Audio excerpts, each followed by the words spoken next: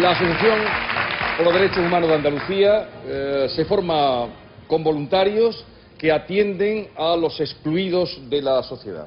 Dígase inmigrantes, presos, prostitutas, es decir, a los que están en el escalón más bajo, ¿no? Sí, a eso nos dedicamos.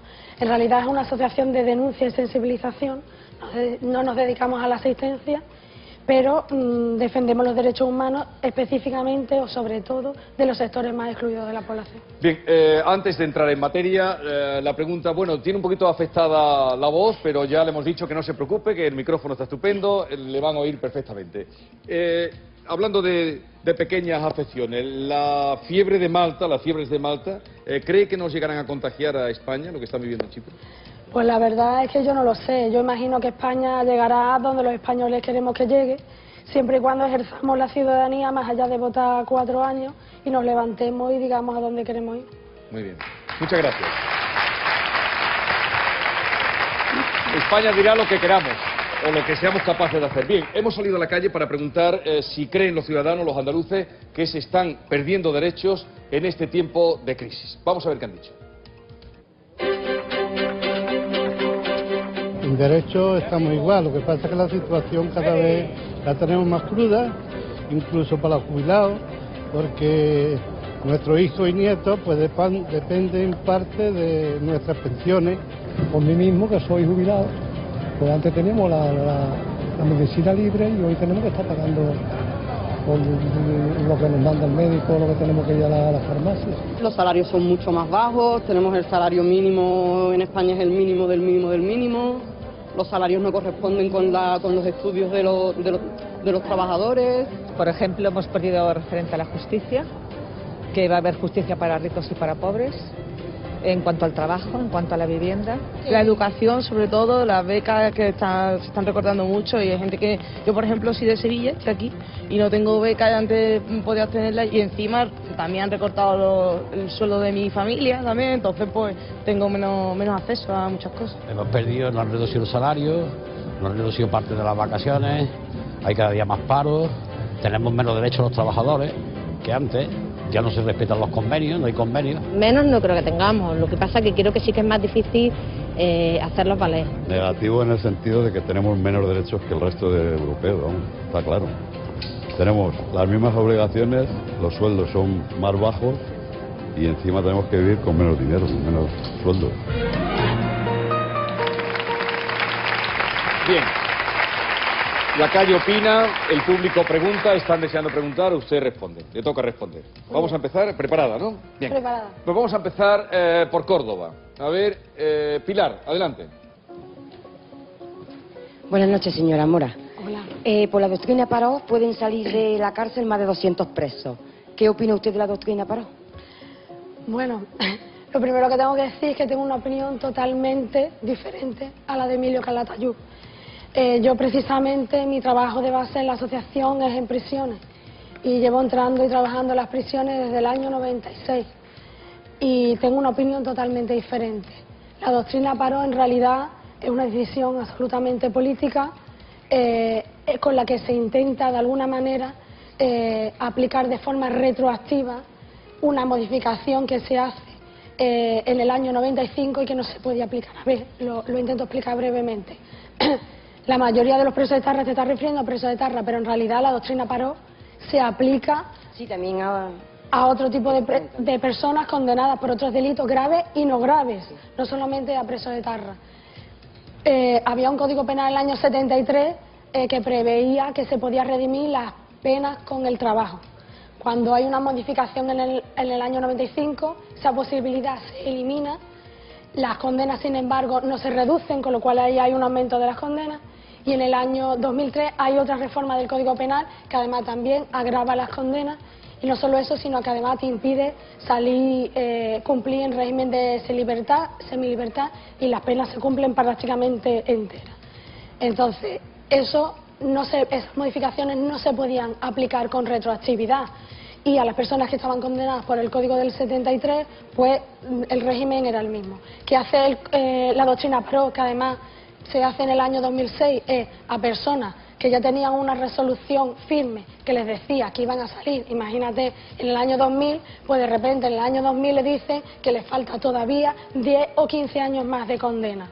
Pero hay que tener en cuenta que hay etarras que han cometido 20 y tantos asesinatos, incluso de niños y todo. Vale, no estamos de acuerdo por una razón, y es porque uno de los pilares fundamentales de la Constitución para defender la democracia es el principio de legalidad, el principio de seguridad jurídica, y eso, los derechos humanos se tienen que dar para todas las personas, independientemente de lo que hayan hecho. Nos guste más o menos, no podemos elegir, en mi opinión, no podemos elegir aplicar las leyes para unos o para otros, no. Entonces, lo que hay que hacer es modificar leyes si no nos gustan en el Parlamento, pero no aplicar con carácter retroactivo penas que son más gravosas. Eso en nuestra Constitución no es posible, queramos o no lo queramos, y por esa vía nos guste o no nos guste, pero tengamos también en cuenta que no solo se aplica a presos de etarra, es que también se aplica a otras personas. Sí, yo he dicho etarra, pero también a otras personas. Pilar, vale, lo pues dejamos gracias. que ya vamos muy mal de tiempo. Bien, Málaga, a ver, Ana, adelante, tu pregunta. Maribel, cuando quiera, agua, sí. Ahí la tiene. Hola, buenas noches. Hola. Mi pregunta va por una solicitud de su asociación que pide emergencia habitacional para Andalucía. Si nos puede explicar Andalucía qué es lo que significa eso. Vale, esa petición... Emergencia, repitamos la palabra. Emergencia habitacional para Andalucía. Es solicitar la situación de emergencia habitacional, que no solo no la pedimos nosotros, la pide el Movimiento por la Vivienda en Andalucía, del que nosotros formamos parte. Bueno, lo que se está pidiendo es que en Andalucía se aplique la ley de emergencia, la ley de gestión de emergencia. Es una ley que está prevista para situación de graves riesgos colectivos, catástrofes y calamidades, que no tienen por qué ser catástrofes naturales solamente.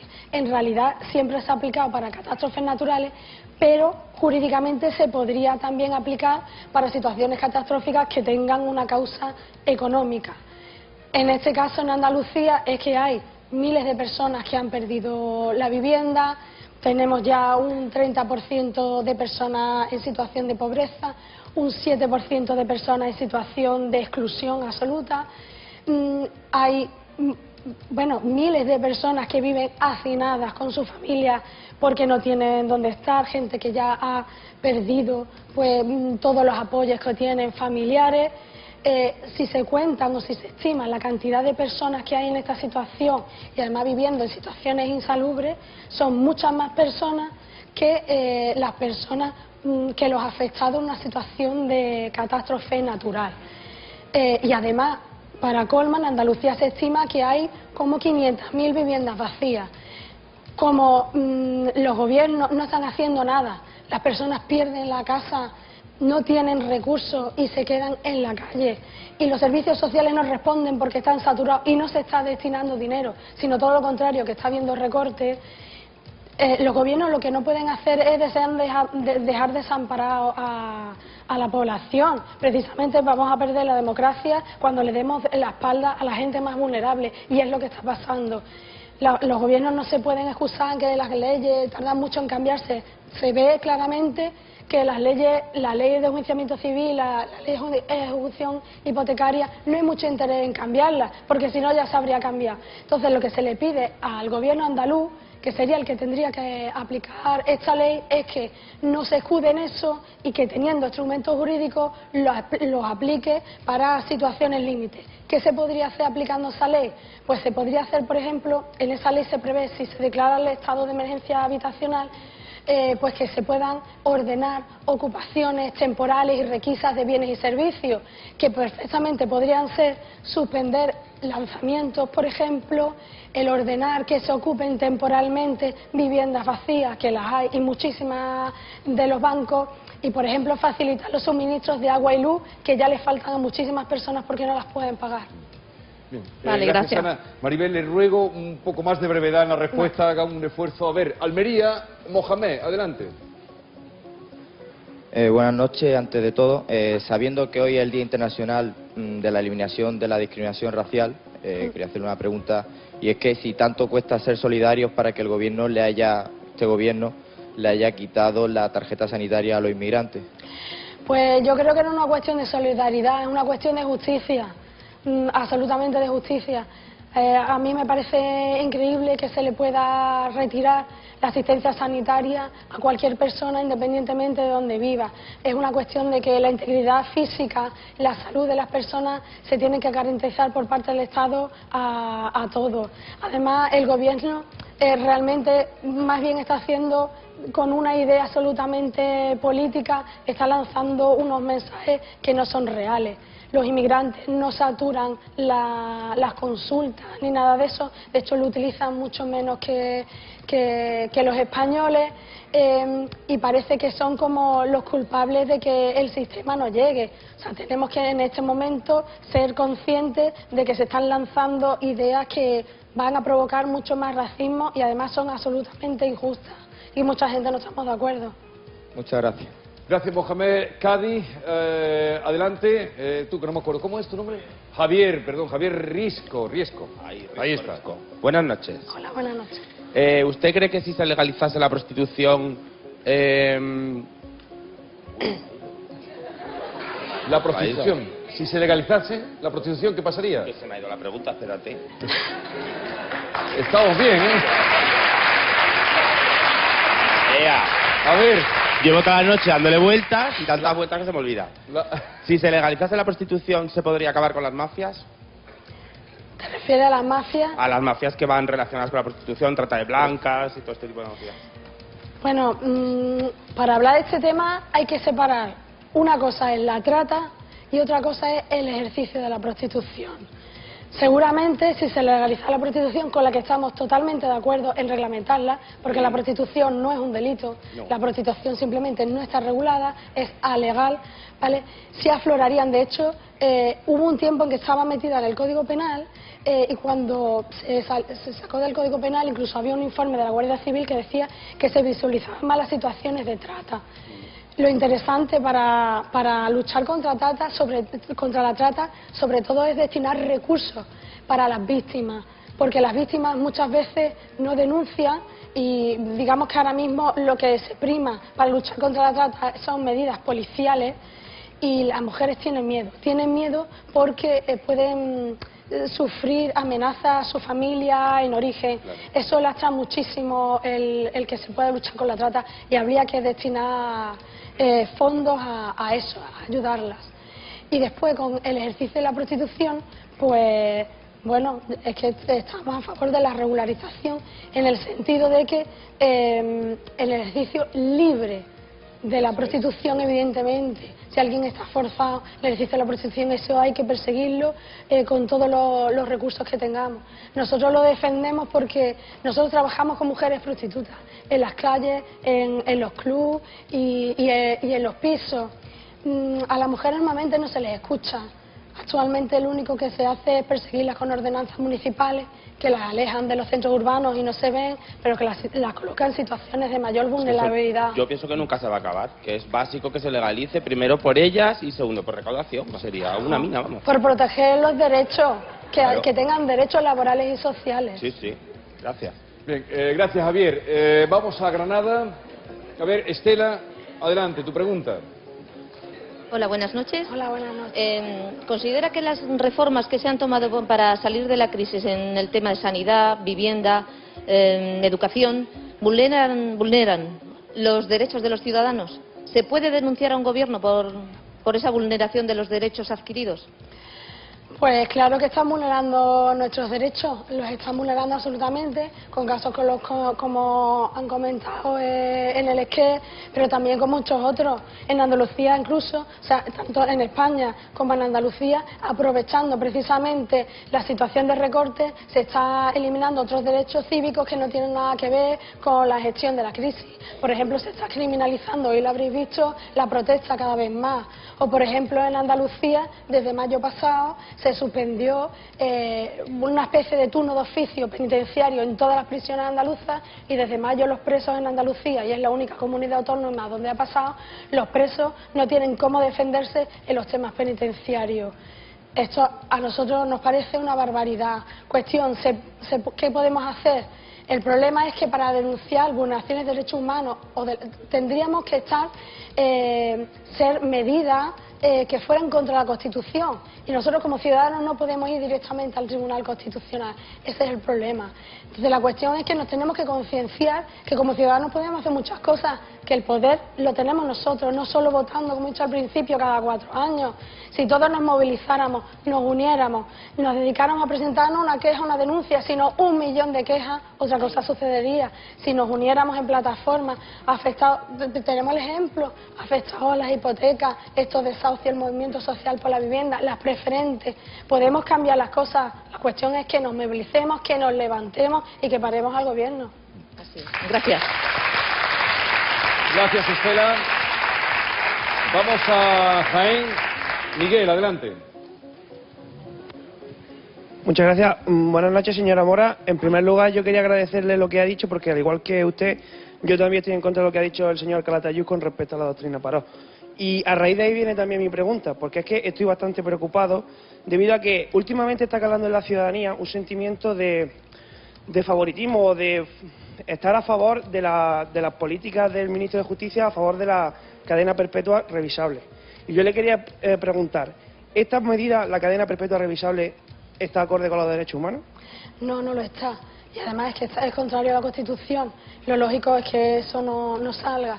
Pero lo primero que tengo que decir es que la prisión es la gran desconocida, el cumplimiento de las penas. Estoy en total desacuerdo con lo que él ha comentado antes sobre la situación de las cárceles. Y yo lo he vivido y trabajo con familiares de presos y la situación no tiene nada que ver. Tenemos uno de los sistemas penales y penitenciarios más duros de toda Europa. Sin embargo, tenemos la tasa de criminalidad más baja. Somos los que tenemos las prisiones más masificadas y las situaciones más terribles las estamos viviendo aquí, de vulneración de derechos humanos. Y la cadena perpetua en realidad ya existe en España. No es real que haya límites de 30 o 40 años. Eso se da, por ejemplo, para los presos etarras normalmente sí, bueno, un poco complicado explicar, pero hay muchas personas que se les acumulan las condenas y que tienen mucho más que eso. De hecho, el último dato que tenemos, todos estos datos los podéis pillar de nuestra web porque tenemos comunicado sobre esto muy a menudo. En el año 2011 había en España sobre 345 personas que cumplían condenas de más de 30 años y que no tenían delitos relacionados con el terrorismo. Esta situación es muy dura. Es muy dura porque en la prisión, además, lo que existe un día es mucho tiempo. No existe rehabilitación, eso no es real. Hay un 80% de personas drogodependientes y que no tienen rehabilitación. Un 40% de personas con trastornos mentales y de la personalidad y no tienen atención psiquiatra, ni psiquiatras que estén entrando ahora en Andalucía a las prisiones. Un 8% de enfermos mentales graves, a los que no se les atienden, como mucho se les da una medicación de vez en cuando. Son situaciones duras, hay que entender desde luego la situación de las víctimas, pero es que la cadena perpetua no va a resolver el problema de la víctima en ningún caso. Tenemos a partir de los 15 años, según la mayoría de los estudios psicológicos, el destrozo a la persona psicológica es ya irreversible dentro de prisión. Si nuestra Constitución lo que dice es que las penas tienen que estar orientadas a la reeducación y la reinserción, a eso tenemos que ir. Si a una persona la condenamos de por vida dentro de la cárcel, eso es un imposible. Perderá la esperanza, se sentirá, esto son palabras de presos, como un animal y además va a reaccionar así. Lo normal es que personas que tengan las mismas condenas tengan peores comportamientos. Totalmente de acuerdo. Vale, gracias, Miguel. Vamos a cerrar en Sevilla ya la ronda por las 8 provincias. José Antonio, adelante. Buenas noches, Maribel. En primer lugar, felicitarla a usted y a la asociación por el trabajo que vienen realizando. Gracias. Y entrando ya en arena, que es precisamente el tema en el que más está vinculada, que son las cárceles. Hemos conocido cómo en España este gobierno y los anteriores han ejercido el indulto a conocidos personajes, banqueros, políticos, bueno, y otro tipo de personas.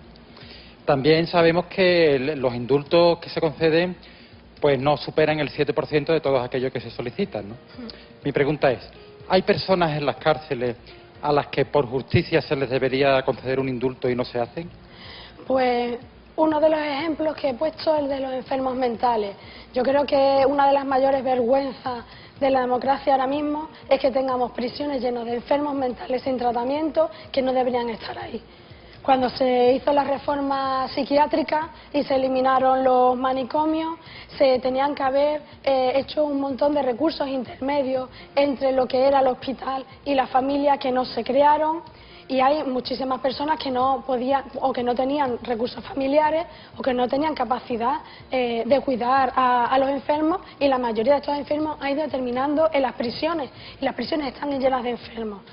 Nunca han estado bien tratados.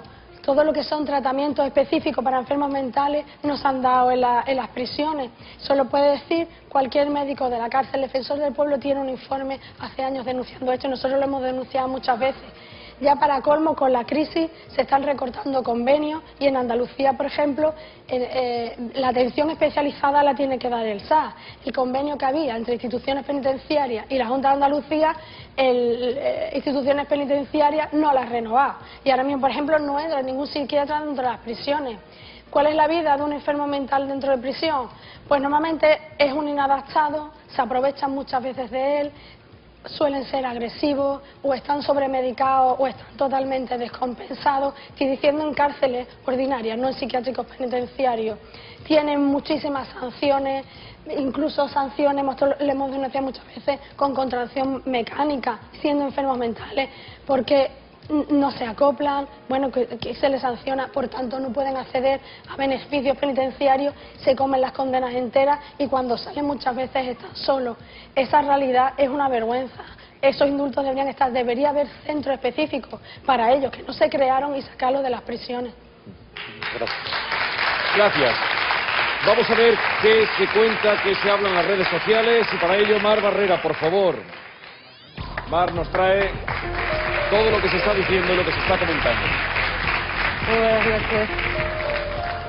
Bueno, también le traigo una frase para ilustrar su debate de un escritor británico, Herbert Spencer, que dijo: si es un deber respetar los derechos de los demás, es también un deber mantener los propios. Los internautas de Pido la Palabra se preguntan a dónde vamos a llegar después de haber perdido tantos derechos, y dicen que todas las personas debemos impedir que se sigan quitando o que sigamos perdiendo todo lo que ha costado tanto tiempo conseguir. De todas las preguntas que nos han llegado para usted, me he seleccionado 3. La primera: ¿son los derechos humanos una prioridad en nuestro gobierno o está también al servicio de los objetivos de déficit? Yo creo que... Aquí las respuestas son como en Twitter. Vale, está clarísimo. Jamás han sido una prioridad para el gobierno, ni este ni el anterior. Y desde luego todas las políticas están en función de los poderosos, de los bancos y de la especulación financiera y de los que gobiernan realmente. No los derechos humanos, no. Segunda, ¿tenemos menos derechos humanos que en el resto de Europa? Pues ahora mismo se vulneran muchos derechos humanos aquí, y con la crisis más, porque además se está aprovechando precisamente los recortes para restringir derechos que nada tienen que ver con el tema económico. Sí, y en otros sitios no está pasando. Y tercera y última, ¿es cierto que hemos retrocedido a los años 60 en cuestión de derechos, como dice mucha gente? Sí, y además voy a decir una cosa: nuestro lema este año de trabajo es los derechos se consiguen, se conquistan y se luchan. Los derechos es que si no los seguimos luchando los vamos a perder, y de hecho es lo que nos está pasando. Deberíamos reaccionar ya, porque es que vamos a perder muchísimos más. No solo vamos a llegar a los años 60, sino que incluso antes. Muchas gracias. Gracias, Mar. Maribel Mora, gracias por estar con nosotros. Ha aguantado muy bien, que estaba muy preocupada. Le hemos oído, ¿verdad? Le hemos oído con una claridad y con mucha fuerza. Coordinadora de la Asociación de Derechos Humanos en Andalucía. ¿Se ha sentido cómoda a pesar de...? Sí, esta mañana no hablaba, ¿eh? Pues gracias por no haber rechazado nuestra invitación a pesar de encontrarse así. Muchas gracias. Adiós y ánimo, ánimo en la lucha. Bueno. Gracias a nuestro querido público, a los que están con nosotros en sus casas, a los preguntadores y a nuestro público en general. Quiero anunciarles que el próximo jueves no habrá programa porque es Jueves Santo y es otra cosa. No nos lo pongáis más difícil.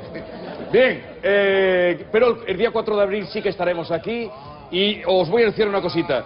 Volveremos el 4 de abril y estará con nosotros el asesor de Obama para llevar adelante la reforma sanitaria en Estados Unidos. Y hablaremos de sanidad pública y hablaremos de sanidad privada. ¿Os apetece? ¿Os parece bien? Sí. Vale. Y hablaremos también de violencia machista y de cómo poner freno a esta terrible realidad y esta tragedia.